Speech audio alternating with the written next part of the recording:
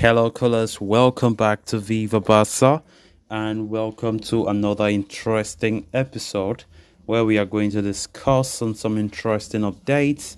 We start with Ferran Torres as Javi is seriously considering integrating the winger into his plans amid his growing rise of form. We are going to discuss on that as we progress. Secondly, talking about Deco, as the Barca director will hold a meeting with all of the club scouts this week. We are also going to be looking at that. So as we get right into it in much detail, please do ensure to subscribe if you haven't. Turn on the post bell notification to always stay notified whenever I post a new video. Consider liking the video and please watch it right up to the very end. All doors at Barcelona appeared closed for Ferran Torres in the summer of 2023. The Spanish forward has coming off a disappointing season for Barca across all competition last time out and was arguably amongst the least contributing players on the team. Ferran resisted all the pressures during the transfer window to leave and ended up staying at the club, hoping to please Xavi Hernandez. 4 games into this new season, I think it is safe to say Ferran is on his track to do exactly what he dreamt of. According to reports from Marca, the Spanish winger has his reward awaiting him. His hard work and performance have already earned him a return to the Spanish national team as a replacement for the injured Marco Asensio. However, he is also really confident that Xavi will start relying on him even more, and his importance to the team will only grow as the season progresses, when the manager is forced to dig deeper into his resources. Manager Xavi and Ferran's teammates see the winger as an example for the dressing room to idolize. After all, his return to form was far from easy. Ferran forward followed a strict diet plan right through the summer and pushed himself to the limit to get back to his mojo.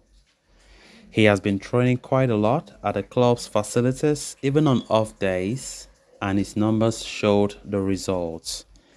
With the likes of Rafinha, Yamal competing directly for starting spots in that same position Ferran likes to play in, the winger began the season as one largely confined on the bench.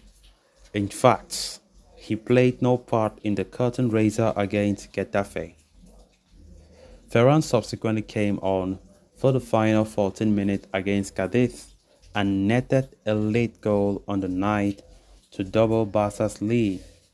Fast forward to the game against Villarreal, Ferran Torres was once again on points as he fired the ball past the goalkeeper to net Barca's equalizer in the 68th minute as a substitute once again. So with rotation suspected for Barca's clash against Real Betis this upcoming weekend, Ferran Torres is one of the main candidates if either Lamine Yamal or Lewandowski is rested.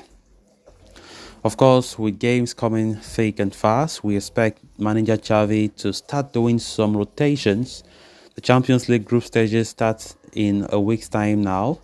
And of course, we have been getting reports that the manager of Barca, Xavi Hernandez, is planning to do some important rotations. One player that has made the fans impressed by the rise in form has been Ferran Torres, the player for which I think he has been really determined to improve, and I think we have been seeing it. Whenever he scored from the bench, we see the impact that Ferran Torres brings to the table, and of course, I think Javi himself realizes that, and looking forward to the games that are coming. We expect Ferran Torres to have more game time under his belt, because I definitely think that he deserves one. We saw him being called by the Spanish national team after players like Asensio picked up injuries. And of course, Ferran going to the national team after a very long time because he's deep in form last season made him, his call up to the national team. In fact, it was not even existing anymore. And of course, everyone have realized the good form and the good shape that Ferran now finds himself in. I think his personal determination has made him to be where he is. And I think if he continues like that, if he continues to improve as the way we have been saying, then definitely is going to be a great addition to the team because he's going to help us.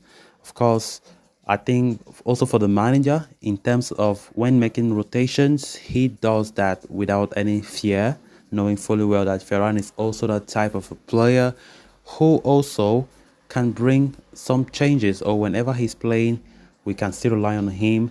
And of course, we need him to keep this form alive. So let's just see how the season goes ahead. But of course, against Real Betis on Saturday, we expect Javi to do some rotations. Our first game of the group stage on Tuesday against Royal Antwerp. Despite the team on paper looking like a small team that we can beat them very well, but you just can't minimize any team in football. So we just have to see how Javi goes about his rotation. Then moving on to the next story of discussion.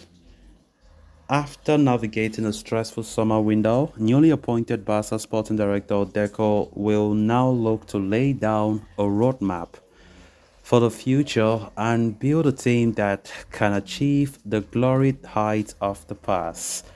The former midfielder will be formally presented to the media as the club's new sporting director this week, while the new structure of the sporting department will also be unveiled.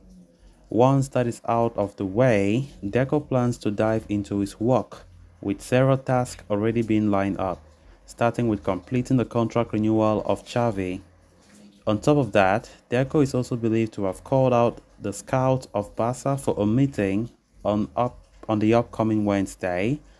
This claim comes from journalist Jody Carreiro, who states that the former Portuguese international is keen to meet and interact with the club scouts so that they can work together to lay out the blueprint for the club's future. Given the financial challenges that Barca have faced in recent years, Deco understands the importance of identifying and signing the best young talent across the globe. Such a strategy has already been in place in recent windows, with Barca roping in exciting talent such as Pedri, Pablo Torre, Ace Abde, although at the same time, there have been flops like Yusuf Demi and Emery Demi. Only this summer with Deco at the helm, Barca signed Vitor Roque, along with other young talents such as Mikhail Faye and Noah Davic as well, at a time when it is not easy for Barca to compete with the other European giants on equal footing in terms of finances. This strategy will be key to building a successful team. So guys, with that we have come to an end of this episode. Thanks a lot for watching. Until next time, bye bye.